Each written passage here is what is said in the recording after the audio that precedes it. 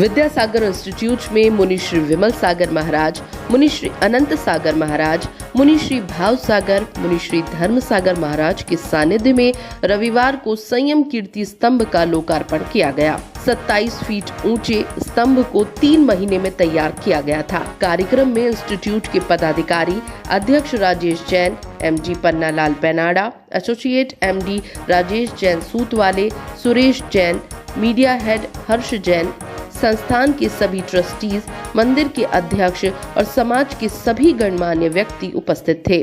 संयम कीर्ति स्तंभ का लोकार्पण रमेश चंद सरावगी कोलकाता के एकल वन बंधु विद्यालय के राष्ट्रीय अध्यक्ष द्वारा किया गया। नमस्कार दोस्तों, आप देख रहे हैं एमपी लाइव। मैं हूं आपका होस्ट और दोस्त आयुष मिश्रा और मैं आया हूं विद्यासागर प्रबंध संस्थान में, जहां पर संयम कीर्ति स्तंभ का लोकार्पण हुआ है। और मेरे साथ हैं डॉक्टर हर्ष जैन जी, जो कि बताएंगे कि इस कीर्ति स्तंभ के रीजंस क्या हैं, यहाँ पे क्यों बनाया गया है कीर्ति स्तंभ, क्योंकि बहुत सारे कीर्ति स्तंभ देखे गए, लेकिन इसकी विशेषता क्या है उसके हम आइए जानते हैं हर्ष जी से। हर्ष सर, आपका एमपी लाइव में बहुत बहुत स्वागत है। धन्यवाद। आचार्य श्री विद्यासागर जी का 50वां आरोहण समारोह के उपलक्ष्य में यह कीर्ति स्तंभ बनाए गए हैं। ये कीर्ति स्तंभ ऑल ओवर इंडिया में बनाए जा रहे हैं। अभी लगभग 108 कीर्ति स्तंभ बन चुके हैं या बन के तैयार होने वाले हैं। तो इस कीर्ति स्तंभ में बस हमने यही दिखाया कि हमारे जो आचार्य विद्यासागर जी हैं, उनको 50 साल हो चुके हैं दीक्षा लिए हुए, तो उनके एक उपलक्ष्य में हमने इसको बनाया हुआ है। और सर, आपने मुझे बताया कि आप इसी इंस्टीट्यूट के भी विद्यार्थी रहे हैं, तो आपका एक सफ़र जब आप विद्यार्थी थे और अभी आप विद्यासागर संस्थान को आप किस दृष्टि से देखते हैं, थोड़ा इसमें आप बताएं। एक्चुअली मैंने 2002 से 2004 विद्यासागर प्रबंध संस्थान से MBA किया। मेरा जो लाइफ है वो इस संस्थान से ही बनी, क्योंकि मैं सागर से यहाँ भोपाल पढ़ने आया था और अभी मैं इसमें एक कार्यकर्ता के रूप में जुड़ा हुआ हूँ। आगे भी जो भी संस्थान के डिसीजंस होते हैं या जो भी इसमें और कुछ कोर्सेज़ बढ़ाए जाते हैं, उन सब के लिए मेरा सहयोग हमेशा रहेगा और आगे भी मेरा सहयोग बना रहेगा। भाभी, क्योंकि आप भी हैं साथ में, एक चीज़ आपसे क्वेश्चन लेना चाहूँगा कि एक कीर्ति स्तंभ है, क्योंकि आप घर की कार्यपालिका हैं, तो आप बच्चों को इन सब चीज़ों से क्या संदेश देती हैं ताकि उनमें वो आचरण, वो चीज़ें, विचार आए, तो आप उसको किस रूप में बच्चों तक पहुँचाती हैं? मैं चाहती कि बच्चे भी सीखें कि क्या होता है जैन धर्म। आज के बच्चे वैसे भी बहुत पीछे हो चुके हैं इन सब चीज़ों में, इसीलिए हम लोग चाहते हैं अपने बच्चे देखें सुने।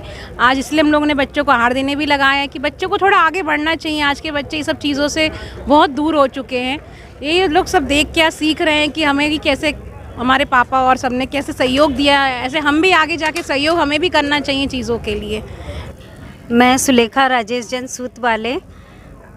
ये यहाँ पर ये जो आप विद्यासागर इंस्टीट्यूट देख रहे हैं, ये मेरे परिवार की तरफ से महेंद्र कुमार जी सूतवाले और उनके पूरे परिवार की तरफ से 20 एकड़ ज़मीन यहाँ डोनेट की गई थी।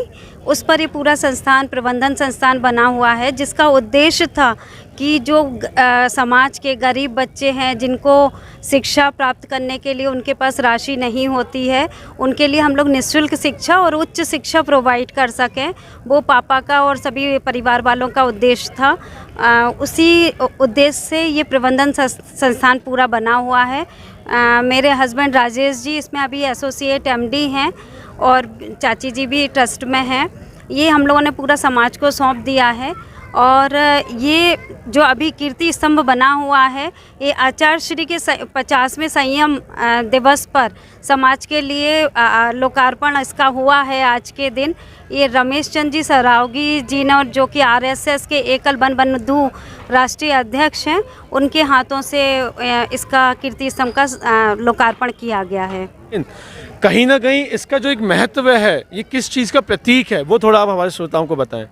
ये कीर्ति स्तंभ आचार्य श्री विद्यासागर जी महाराज, जो कि जैन समाज के सबसे बड़े साधु हैं और हम लोगों के सभी के प्रेरणा स्रोत हैं, जिनकी इस युग में चतुर्थकालीन चर्या रहती है। हम लोग जिनको चलते फिरते भगवान की तरह पूजते हैं, उन्होंने की जो 50 साल में दीक्षा के बाद जो उन्होंने उपलब्धियां की हैं, जैसे गौशाला, गौवंश का हत्या जो होती थी, उसके लिए उन्होंने गौ रक्षा किया। उन्होंने भारत के लिए हथकरघा का विशेष वो चलाया कि भारत जो भारतीय संस्कृति से रिलेटेड है, हथकरघा सूती वस्त्र, उसका हथकरघा का किया। और ये दीक्षा दिवस का है, जो वो दीक्षाएं देती हैं। तो ये जगह जगह उनके चारों ओर कीर्ति स्तंभ के उनके से रिलेटेड भित्तियाँ खुदी हुई हैं, इसमें अंकित हैं। विशेष कारण कि महाराज श्री को हम लोग बोलते हैं ना, सूरज को हम लोग दिया दिखाएं, तो आचार्य श्री को कोई हमको कुछ दिखाने के लिए अतिशयोक्ति नहीं है, हमारे पास कुछ भी बोलने के लिए कुछ भी नहीं है। ये तो सिर्फ हम लोगों का एक मानस है, हम लोगों की एक समाज के प्रमाण सागर महाराज जी की तरफ से और बाकी जैन समाज की तरफ से ये है कि पूरे भारतवर्ष में 108 कीर्ति स्तंभ इस तरीके से बनेंगे, जिसमें से एक ये भी बना हुआ है। एक यहाँ पर हम लोगों ने इसका लोकार्पण आज किया है।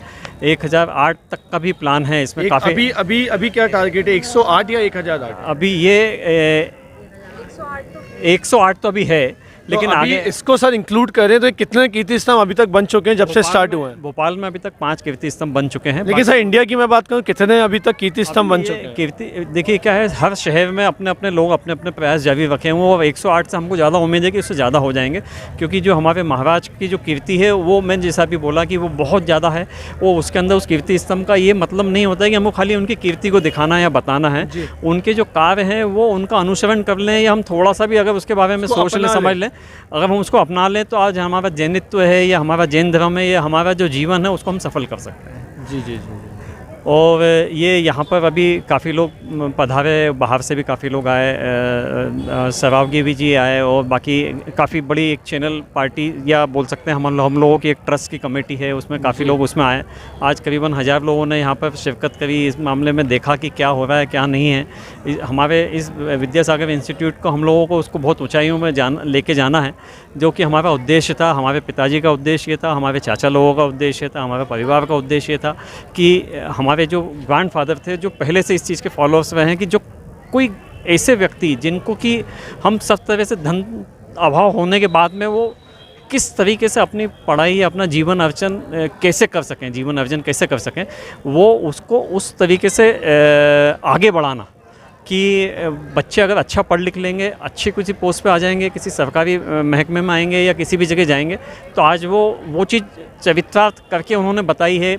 पीछे चुपचाप वो ये काम करते थे हमारे दादाजी श्री माणिक चंद जी जैन, जो कि इस दुनिया में नहीं रहे, मेरे पिताजी भी नहीं रहे, और उन्होंने ये इसी को स्वरूप देते हुए मेरे पिताजी श्री महेंद्र कुमार जी जैन ने देखते हुए कि हम लोग पहले 10 एकड़ ज़मीन दे रहे थे, फिर हमारे चाचा लोगों ने बोला कि नहीं 10 नहीं हम 20 एकड़ ज़मीन देंगे, तो कि इसके अंदर हम और बड़ा विशाल कुछ कार्य करें। और वही हमारी बहुत सारी परियोजनाएँ चल रही हैं जो कि हम इसको चरितार्थ कुछ समय बाद करने वाले हैं। सर मैं एक चीज़ जानना चाहता हूँ, विद्यासागर प्रबंध संस्थान जो बना है 1997 में, जैसा मैंने अभी देखा, तो ये कॉलेज, ये संस्थान बाकी संस्थान से अलग कैसे है, वो थोड़ा आप मुझे बताएं। इसके लिए देखिए क्या होता है, सभी संस्थान जो होते हैं अपने अपने पॉकेट के लिए होते हैं या अपने बिजनेस के लिए होते हैं, लेकिन एक शायद ये एक ऐसा संस्थान है जिसमें कि हमारे को बिजनेस से कोई लेना देना नहीं है, हमारे को प्रॉफिटेबिलिटी से कोई फ़ायदा नहीं लेना है, हमको सिर्फ ज़्यादा से ज़्यादा जन सहयोग देना है, ज़्यादा से ज़्यादा बच्चों को आगे बढ़ाना है। यहाँ पे सर फीस वगैरह आप लोग नहीं लेते? हम लोगों ने जो रखी हुई है फीस ना के बराबर रखी होती है या नॉमिनल होती है। ये कहीं तो चैरिटेबल बच्चे हमारे जो आते हैं जो बहुत गरीब, निःशुल्क भी व्यवस्था होती है उसमें, हॉस्टल से लेके, फूड से लेके, बुक से लेके, ईच एंड एवरी तक हम लोग वहाँ कराने की कोशिश करते हैं, लेकिन उसका कुछ लोग गलत भी फ़ायदा उठाते हैं, तो हम लोगों ने कुछ हल्का सा चार्जेस रखने की स्टार्ट किया है। पीछे उस लोगों ने हमको ऐसी जानकारी दी थी कि उसका कोई फ़ायदा, जो सक्षम है वो लोग भी फ़ायदा उठाना चाह रहे हैं, तो हमने उस तरीके से कुछ इस तरह से प्लान किए हुए हैं कि उसमें दूसरे लोग भी जो ज़रूरतमंद है वो पूरा फ़ायदा उठा पाए। सर 97 से जब ये संस्थान स्टार्ट हुआ, 97 से 2022 तक की अगर हम बीच की एक जर्नी की बात करें, तो अभी तक ऐसे कितने बच्चे विद्यार्थी हैं जो यहाँ पे अभी तक पढ़ चुके हैं? थोड़ा अगर डाटा बता पाएँ आप। ये डाटा तो एग्जैक्टली मैं नहीं बता पाऊँगा, इसलिए इसका रीज़न ये है कि इसमें क्या होता है, हमारी MBA की सीट हर साल जो है 60 सीट्स हमारी फिक्स होती हैं इस पर गवर्नमेंट रूल्स। तो हमारे यहाँ से जो 60 बच्चे शिवू के जो 10 साल तक निकले, तो उसकी एक बड़ी खूबी ये रही कि वो शिवू के टॉप 5 टॉपर्स यहाँ के जो भोपाल के निकलते थे वो हमारे यहाँ इंस्टीट्यूट से निकलते थे। शिवू के 10 साल तक ये रहा, लेकिन बाद में ये हुआ कि एजुकेशन का सिस्टम सारा चेंज हो गया। अभी 100 से ऊपर कॉलेज हो गए भोपाल के अंदर, जो कि सिर्फ अपनी सीट्स भरने के लिए ही संघर्ष करते हैं।